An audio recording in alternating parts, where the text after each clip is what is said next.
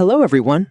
In this video, I'll guide you through how to integrate Zapier with GoHighLevel in a simple and automated way.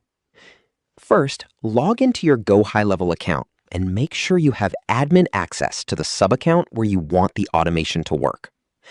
Now, open Zapier in a new tab and click on Create Zap to start building your workflow. For the trigger step, choose an app or event, like a new form submission, new contact, or appointment booked in GoHighLevel.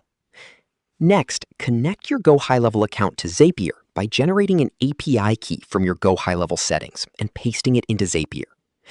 Once connected, test the trigger to ensure data is flowing correctly.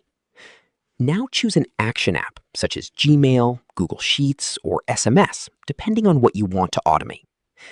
Map the fields from GoHighLevel into the action step carefully, like name, email, and phone number.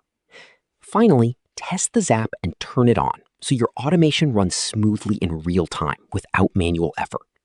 Subscribe to the channel for more videos.